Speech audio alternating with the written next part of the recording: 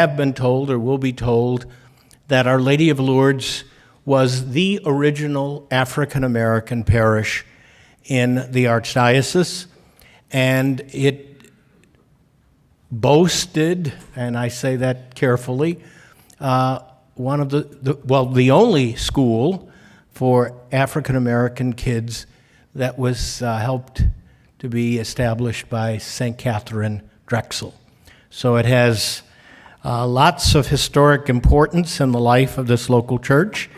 It is a block from the King Center, and it is in the heart of the historic district where Dr. King both was born, grew up, and pastored. So it holds a special place in the heart of this local church, and I'm just delighted that Father Jeffrey Ott, who is here, will open his church, open the People's Church for us to pray in tomorrow. The sometimes random utterings of a man who at the time may be facing his own imminent death are frequently filled with much irony and anguish. As the gospel authors describe Jesus' last statements, we find a host of paradoxical phrases that require the gift of faith to fully appreciate. Peace I leave you with you. My peace I give to you. Not as the world gives do I give it to you. Do not let your hearts be troubled or afraid. As we continue to seek peace in our own very troubled world and with our own often restless hearts, each of us needs to return to these words of a man facing his own death and carefully explore their meaning for us in our search for peace. We all have been repeatedly stunned, angered, confused, outraged, and frightened by so many events in our contemporary world that have destroyed peace within communities across this nation and in places far removed from these American shores. The acts of terror, bombings, beheadings, mindless violent shootings, environmental disasters, disasters flood the airways of our cyberspace world and make it almost impossible to prepare a talk such as this, because we do not know when another unexpected violent disaster will occur. Even to draft such a presentation means risking that a Manchester, a London, a Paris, a Nice, or an Iran, and closer to home, a Charleston, or a Ferguson, or an Orlando, or San Bernardino, or even a baseball event in Virginia might erupt and take our breath away once again. Where is the peace to be found that will counteract such brutality? We cannot simply search for peace as the world gives, because that kind of peace is only a temporary interval from the violence and hatred that surround us. And such intermissions from bloodshed are all too often only fleeting and ephemeral. Jesus offers a peace that endures, that permeates, first of all, human hearts and transforms them. I still can recall as a young man living through the Vietnam War years that regularly there would be an agreed-upon lull in the hostilities, usually associated with religious observances, perhaps Christmas or an Asian religious festival. The warring factions would cease their carnage and pause because of a spiritual event or cultural observance. Even then, I usually thought that if they could stop for a few days, why can't they just stop for good? Why couldn't the combatants not simply pause for a few hours, but completely stop the fighting? There was a fleeting moment of peace, but not an enduring peace. We live in a world punctuated by intermittent peace between atrocities that explode without warnings. We have all heard some very magnificent words offered in response to tragedies in our contemporary violent world. Spiritual and political leaders have denounced vicious behavior that should never have happened. We have spoken words of comfort to the families and loved ones who have had their relatives brutally taken from them. We have highlighted the bravery of first responders and those who have rushed into the breach of violence to save and to console those who have been harmed. But those words and brave actions have not stymied the avalanche of brutality that continues to outpace our most courageous rhetoric. You see, peace as the world offers is only fleeting, politically conditioned, and inadequate at best. Because peace as the world offers does not usually come from the heart, which is where the peace that Christ offers always begins. Words from the heart, and those meant to change our hearts, are important, not just after a horrible event, but even more so before such events take place. We have been told that politically correct speech is a blatant betrayal of the truth. PC is false speech. PC is speech that conceals reality. Most of us, however, were trained as children to use polite speech as a sign of proper upbringing and class. As youngsters, we were told that politeness was a goal to be achieved and always treasured. We learned at a very young age that manners were important, that respect for others was a basic characteristic of a good upbringing and class, and that social kindness was a virtue. There are some people today who believe that we were obviously trained incorrectly, and that those lofty human attributes only mask the truth. There are some people who believe that a few of our cherished constitutional freedoms, particularly freedom of speech and our right to bear arms, are absolute and simply not subject to any limitation, even those that might flow from the common good in response to a tragic experience or based upon the prudent reflections of people of sound judgment and public responsibility for the health and the well-being of society. We have come face to face with a brutal lawlessness that is the result of a lack of common sense. Even yesterday, the Supreme Court ruled unanimously that freedom of speech was unqualified. Vile and offensive language enjoys the protection of this constitutional right. Is there no way to balance that right with the equally important right to safety for our society?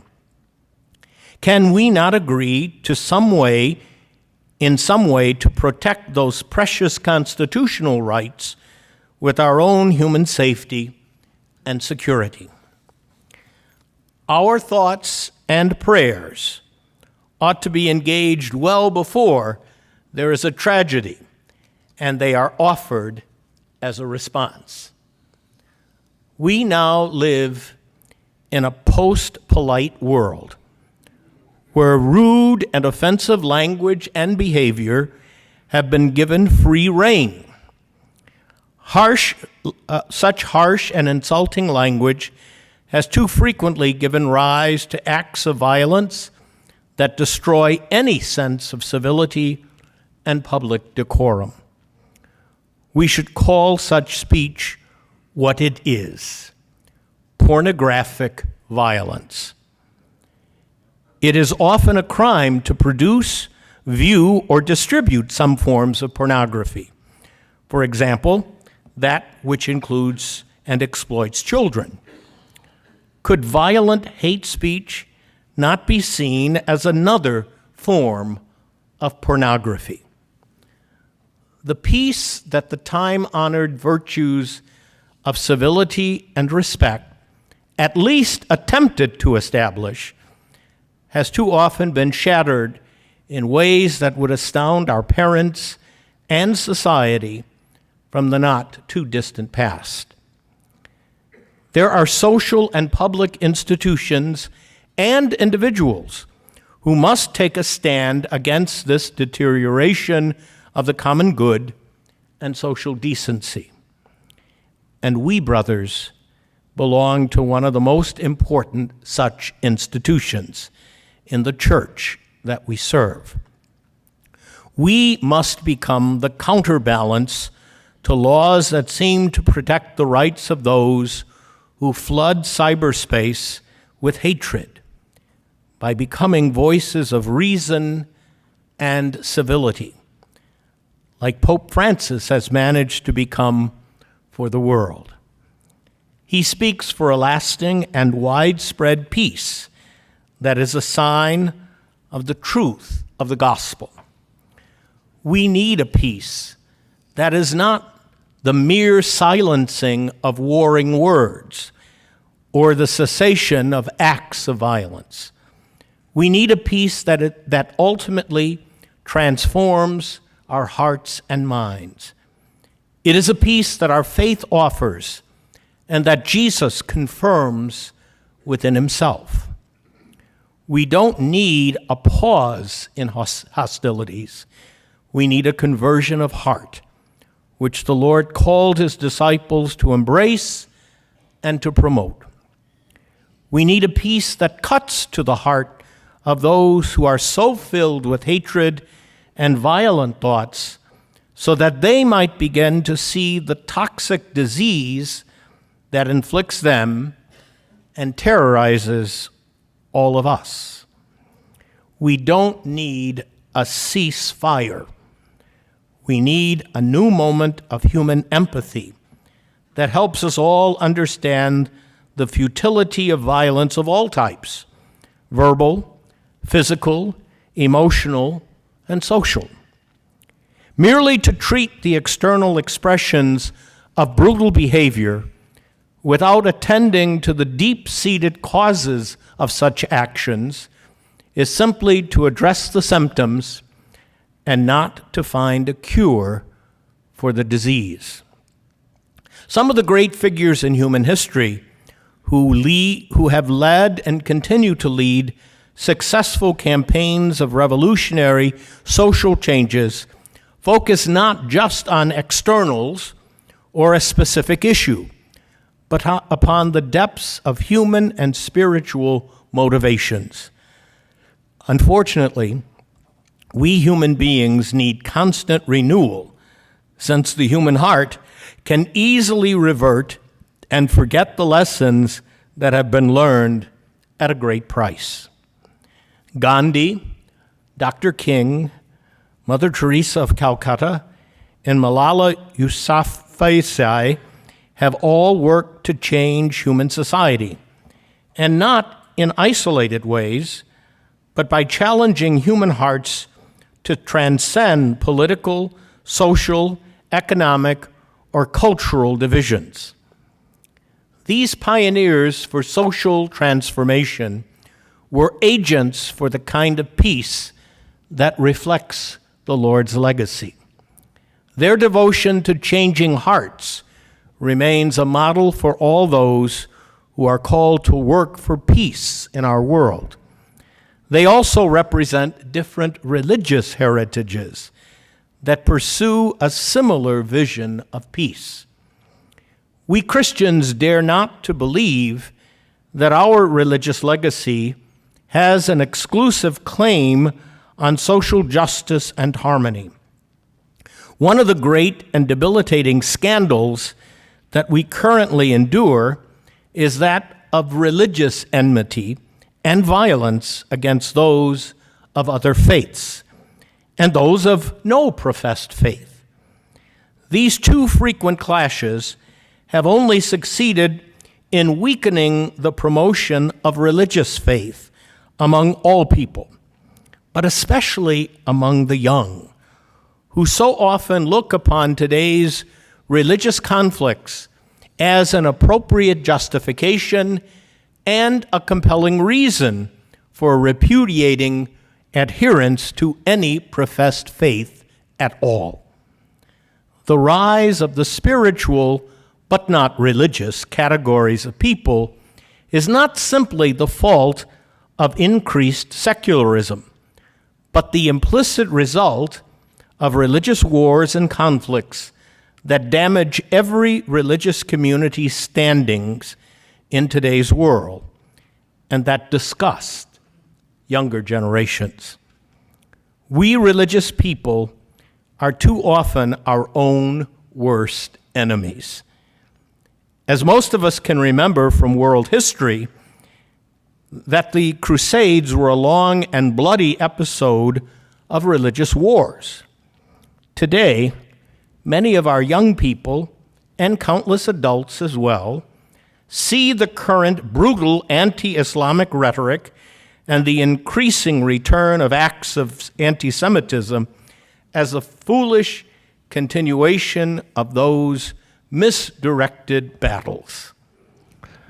Ironically, we were just talking about the lack of strong response on the part of the United States bishops in terms of Trump's policies, in terms of Trump's talks, that if it comes to abortion, euthanasia, that kind of stuff, it seems like our episcopacy has a very strong voice. But when it comes to other things that we believe in terms of immigration, consistency of life, healthcare, everything Bernadine stood for, there's a silence that's deafening for our bishops. Let me put it this way. I think we certainly, as a conference of bishops, can voice and should voice the position of the church, not our voice.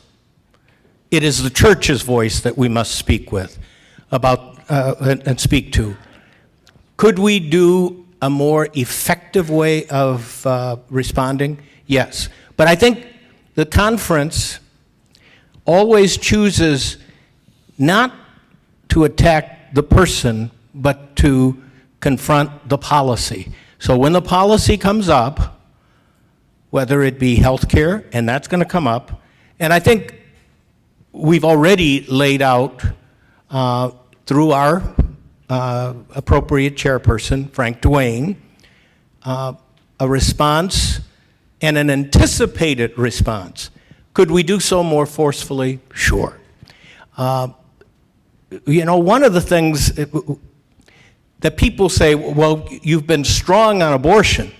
Well, hell, we've been at abortion for 44 years, so we've got a track record of 44 years to represent where we stand.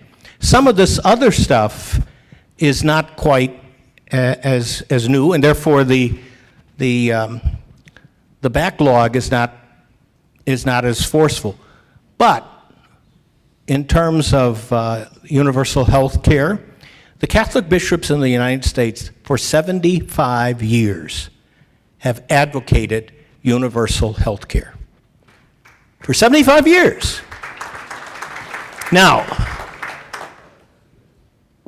we need to speak more forcefully. I'm not going to argue on that. But when we talk about policies, we have to take them as they arise. Immigration, the injustice of our economic system that has created such a horrible divide between the poor and the very wealthy.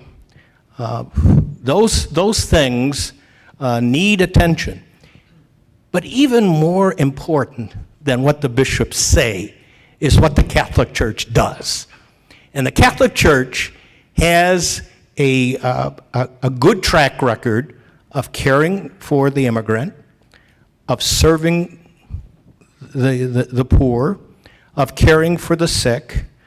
At some point, words are not effective unless they're backed up by action. And I would say CRS, Catholic health care,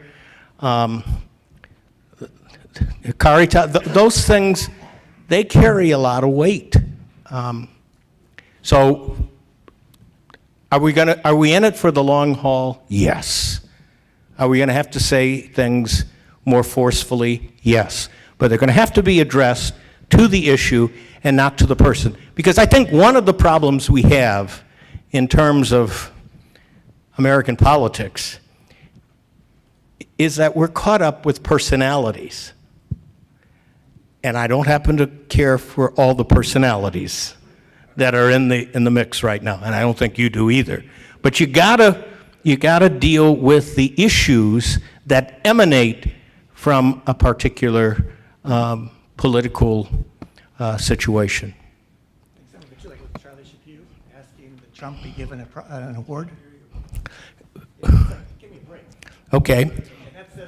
He said, well, what about Archbishop Chaput asking for an award? We have in the Episcopal Conference the same spectrum of personalities that you have in the presbyterate. You got my point? Okay. So in any given diocese, there are going to be guys who are going to say, advocate, promote things that the rest of the guys are saying, where is he coming from? Thank you. Enough said. Let me, Wilton, let me, you just had your meeting. Y'all repeated support again for this religious freedom thing. Okay. The perception of many of us is that what this is all about is the Catholic Church needs to be able to promote freedom for their people, whether it's the Little Sisters of Poor with hospitals. But what about the religious freedom of people who work for you? What about the non-Catholics who have no problem with contraception, and yet the Little Sisters of the Poor can say, well, we won't give you insurance because we're promoting religious freedom. To me, it's a one-sided approach to religious freedom, and I think we ought to let people who work for us, other people, have their freedom exercised too, and be able to receive health care that includes contraception, which is generally approved by the majority of people throughout the United States, Catholics. I know, how do you deal with that, and how do you all deal with that? Thank you. Well, first of all, I am perhaps the luckiest bishop in the country because soon after I arrived in the Archdiocese of Atlanta, our insurance is self-funded, so, like a lot of you, I suspect you're self-funded. A couple of the things that I did, like within the first 18 months, I raised the cap on our insurance policy from it I think it was 3 million. I raised it to 6 million, so that all of the people that were covered under our policy had that as a higher threshold, because it was in response to, the fact that if you get a cancer, it could easily, go into the millions of dollars for the long-term treatment. So I did all of that. I increased other coverages. I did that before the Affordable Care Act. I did this under George Bush. So the Archdiocese is grandfathered, and I don't have to deal with the things that are there. Now, I think that if we look at healthcare and say, if there's a way that healthcare can be configured that the greatest number of people are covered, most especially the poor. I don't mean to say that the 1% or the wealthy aren't important, but they can buy their insurance. It's the poor who get the short end of the stick. If the largest number of people can be covered, and if we can find a way to respect the religious sensibilities of people and respect the right of freedom of people, and there are ways to do that, we can live with that. But right now, we aren't there yet. And to be perfectly honest, I am scared to death at what's being discussed right now in the Senate. The Senate is trying to reconcile the House bill, and it appears that the reconciliation is going to be even more hostile than the House bill. I don't know. I know as much as you do, so I don't have any backdoor knowledge. But what I think we're going to have to do in response to that is to do what Frank Duane has said, namely lobby long and hard for the inclusion of the poor, the respect of religious sensibilities, and a justice that so far has eluded both members of the House and potentially the Senate as well. Yes? This is just a comment, but I recently returned from Cuba before we have the rescinding of all these travel arrangements. And I visited a lot of clinics there and was very impressed with the healthcare system and the doctors that I met. And then reading that the World Health Organization has designated Cuba as having the best healthcare system in all of Latin America and probably even beyond that. But my feeling when I came back was, if this poor country can give healthcare, free healthcare to all of their people, why can't the ostensibly richest country in the world do the same? Not just to cover the most people, to cover all people. Well, in 1999, I had just been elected vice president of the Conference of Catholic Bishops. John Paul II had just gone to Cuba, that I think the spring before, and so Fidel allowed the Cuban bishops to host the leadership conference that takes place each year, usually in February, bringing the leadership of Canada, the United States, and CELAM to either meet in Canada, the United States, or one of the Central or Latin American countries. We met in Cuba. So I got to go to Cuba in 1999. And you are right. The Cuban medical system is amazing. When, who was the deceased president of Venezuela? Chavez, when he was sick, he went to Cuba because they do have very, very well-trained doctors. Now, what they don't have or at least they didn't have in 99, were sufficient medicines, medical supplies, because they were under the boycott, the embargo that prevented a lot of that stuff from happening. So on one hand, yes, they did. And I guess they continue. I hope that this new decision to modify President Obama's Cuba initiative doesn't make life worse for them, but, quien sabe, they probably are advanced well beyond us, but they're also Cubans who are hungry, Cubans who are political prisoners. Yes, the medical situation is a marvel to behold under the circumstances, but it probably comes at a high price too. Okay, one last. Archbishop? Yes. First of all, in your talk, before you started, I appreciated that you changed your words from his church to the people's church and the keys. Thank you for that. Going back to the question of religious freedom plus a particular bishop's position and trying to find peace of heart. When I saw on TV my former bishop, now the Cardinal Archbishop of Washington, at the White House during the meaningless piece of paper that was signed, and he's sitting there with these other more or less fundamentalists for whom I have, I'll confess, blessed be Father, for I have sinned no respect. He's among them. And I wanted to put my foot through the television. Of course, if I did it every time, I'd have to keep buying TVs. But part of my question is, how, when you talk about peace of heart, and yet I'm seeing this and totally disagreeing with it. I'm not going to write Don Worrell a letter, but I'm looking at that and very upset that he would align himself with this group of people during what everyone else said was a meaningless piece of paper that meant nothing and was done for a political show. Why would he align himself with that? And then how am I going to live with my own emotions?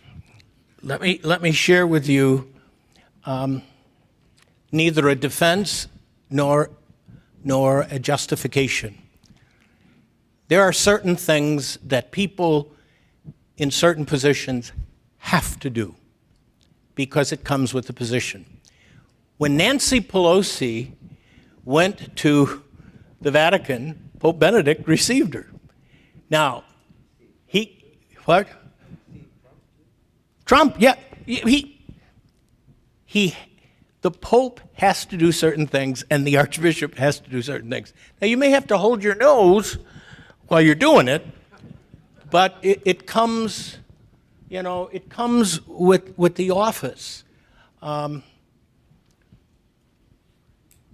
have probably been in situations here in Atlanta where I was asked to do things or be present or make a statement that I might not have been all that pleased to do, but not to do it would have been an embarrassment, an equal embarrassment or a greater embarrassment for the church.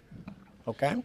Archbishop, this is kind of a difficult question, but I thrive on difficult questions. that's good. Get ready.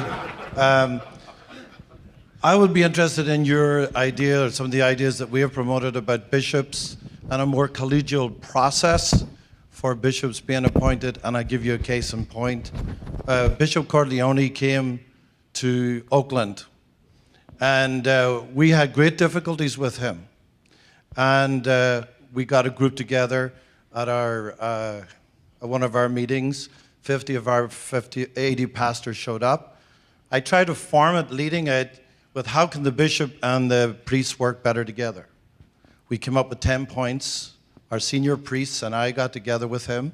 They pushed me forward to talk to him. So we sat in a group, and he did one of those noddings. He asked a few smart questions. And then the Holy Spirit tapped me on the shoulder and said, ask him, does he love us? I said, Bishop, tell me this and tell me no more, an Irishism. I said, do you love the church in Oakland? Do you love your priests? Do you love your people? And he sat back in the chair because he was flummoxed. He didn't have the paper in front of him. And he says, you know what, Father Aidan? I'm beginning to love you. I'm beginning. He's ordained to love us. And so somebody like him then goes over to San Francisco, and that's a whole other story. God help San Francisco. But this is a case in point of somebody who was sent to love us, but he was from San Diego. Northern California and Southern California are two different places.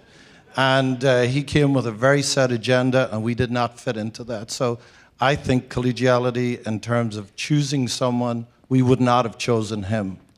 I'm just saying. Okay, let me, I'm going to close with this. Like I said, I got to get back to a finance council. I could stay, it'd be easier.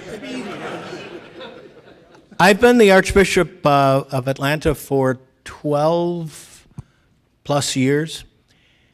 And on 2 separate occasions, I have written to every priest, religious and diocesan,